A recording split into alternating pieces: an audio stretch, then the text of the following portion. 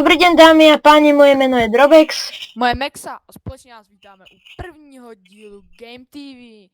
Dovolte, aby jsme vám vlastně představili, co je Game TV. Jsme herní kanál o hrách pro každého, plno nezávislých tým hráčů, kamarádů a především milovníků her.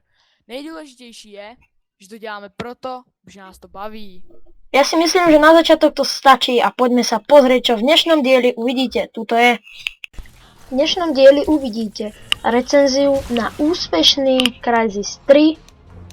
Neušiel nám ani nový Counter-Strike Global Offensive. A pozrieme sa aj na Far Cry 3. Taktiež nebudú chýbať novinky zo sveta hier.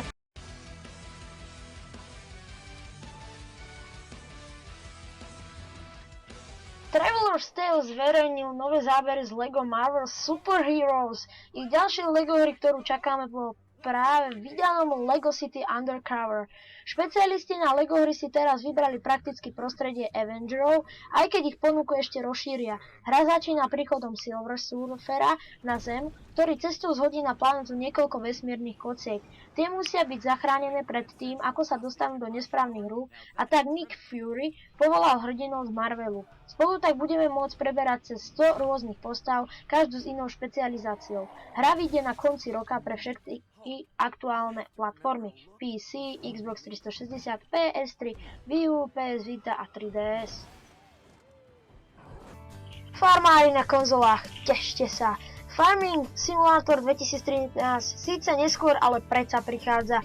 Aj na konzoli a farmári na Xbox 360 a PlayStation 3 sa môžu už tešiť na september.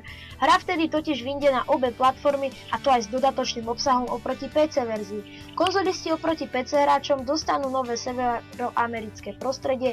Ako dodatok k európskemu prostrediu v PC verzii prídu nové farmárske vozidlá od značiek Seis i Lizard, Ursus, Kramer, Horsch a rôzne nové zatiaľ nešpecifikované funkcie.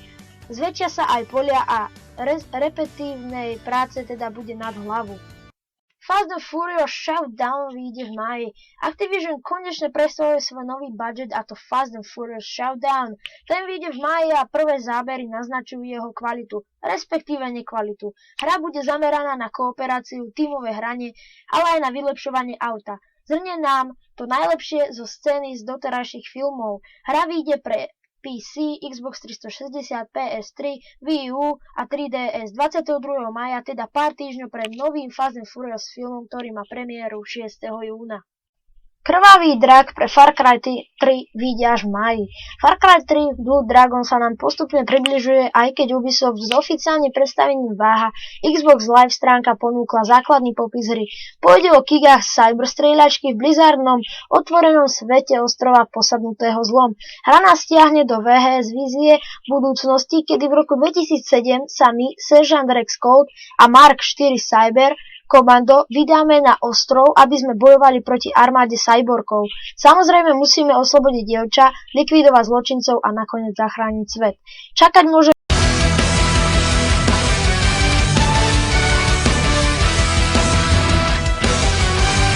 Před dlouhými 13 lety spatřil světlo světa mod pro Half-Life, který tak říkají změnil pohled na multiplayerové střílečky. Do světa Unreal, Quake a dalších borců se probudil nedomrdlý, minimálně z pohledu tehdejší multiplayerový velikánů tvor. Dalo by se říci i ošklivé káčátko. A přece, jak už to tak na světě chodí, se právě ono největší měrou zasadilo o upevnění extrémně rychlého deathmatche, akce a masového nastolení taktičtějšího týmového deathmatche. Samozřejmě je řeč o Counter-Strike 1.6, který se nyní dočkal skutečného nástupce Counter-Strike Global Offensive. Kráčí svou vlastní cestou, odmítá pokračovat ve stínu svého předchůdce CS Source, který změnil vlastně jen grafickou část hry a ostatních aspektů se jen lekto dotknul. Samozřejmě, grafika doznala změn i v nejnovější verze, ale v daleko větším rozsahu než Source se tvůrci v Go zaměřili na celkové vylepšení hry jako takové. Za Game TV dávám 8,5 bodu z 10.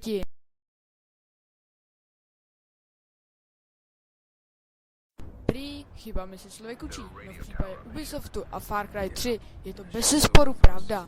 Tvůrci totiž opravili prakticky všechny nedostatky Far Cry 2. Pryč jsou otravné respawny, ježdění sem a tam z jednoho konce mapy na druhý bylo osekáno, stejně jako se dočkali vymícení polofunkční prvky v podobě parťáků nebo pozvolné degradace zbraní. Far Cry 3 přitom stále představuje rozsáhlou, otevřenou střílečku s nádherně uvěřitelným a živým herním světem, kde působí čirou radost jen pouhá prozkoumávání všech zákoutí, kochání se líbivými scénáriemi. Ve Far Cry 3 sice hrajete za Jasona Brodyho, který se snaží dostat z pirátského zajetí svoje zhýralé kamarády, s nimiž se užíval dovolené na špatném ostrově. Ovšem hlavní hrdinou je někdo jiný, samotný tropický ostrov. Vlastně jsou v kampani 2, ale to je v podstatě jedno. Za Game TV dávám 9 bodů z 10.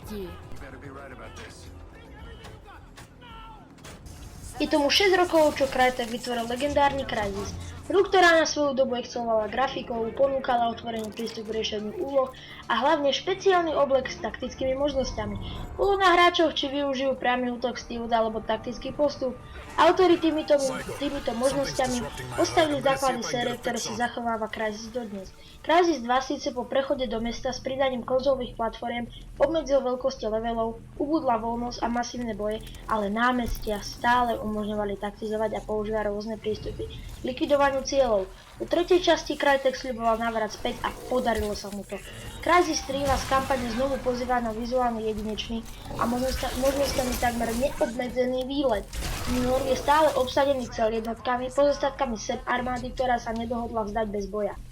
Plusy tejto hry sú levely s otvoreným prístupom, základom hry je low, multiplayer s dostatkom obsahu, grafika posúva hry do novej generácie. Minusy tejto hry sú krátka kampaň, len minimálne využitie vozidiel.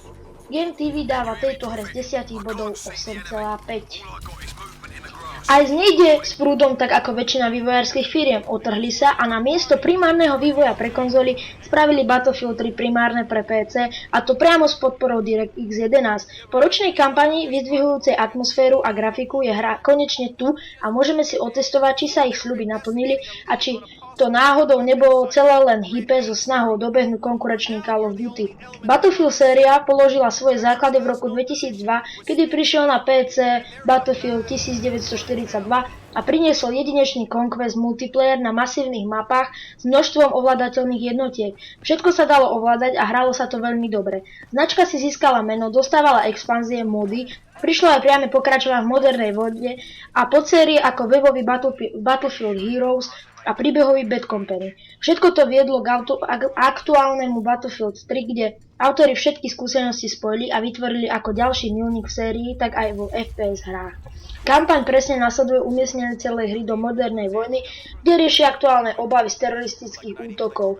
Nie je to futuristické fantasy na štýl Call of Duty, ale príbeh, v ktorom sa autori snažili pôsobiť realisticky, ale možno až príliš klištovo.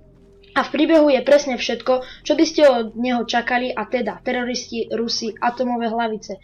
Vy sa v rozprávne vypočuného vojaka dostávate do kože niekoľkých vojakov a zisťujete, ako sa udalosti postupne zvrhávali až k bodu, ktorý otvárate na začiatku kampane a uzatvárate na jej konci. Plusy tejto hry sú Next Gen, autovizuálne orgie, pamätné misie v kampani, odladená hrateľnosť, prepracovaný battlelog, excelentný multiplayer, tentoraz s pridaním rankov a unlockov. Minusy tejto hry sú rôzne drobné nedostatky engineu, slabá aj v kampani a kúpe. Game TV dáva z tejto hry z 10 bodov 9. Namachrované in-game filmečky, svázání herního světa jedním eventem, vynucené herní prvky, které řidiče posílají do vrtule a nový engine, jenž neobsahuje vizuálních ani praktických kvalit svých předchůdců. Blackboxu si prý řekli, že po rozpačitém přijetí Need for Speed Undercover vydají hru, na níž mohou být pyšní.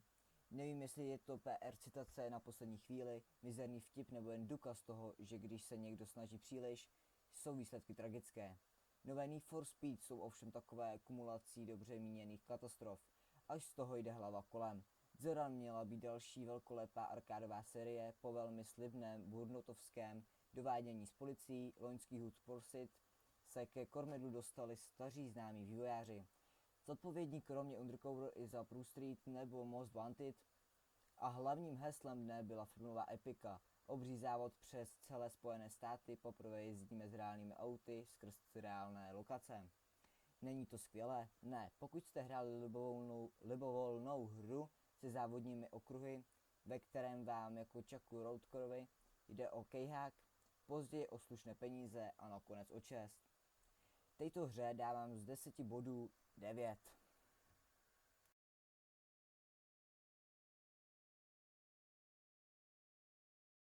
Já si myslím, že už by to pro dnešek stačilo, že jsme viděli spoustu hezkých her a pokud se vám tohle všechno líbilo a chcete to vidět dál, tak zanechte like, odběr a nějaký koment, pokud byste něco chtěli vytknout. A já se s vámi loučím, i tady Drobex vedle mě, takže zatím nashledanou. Ahojte.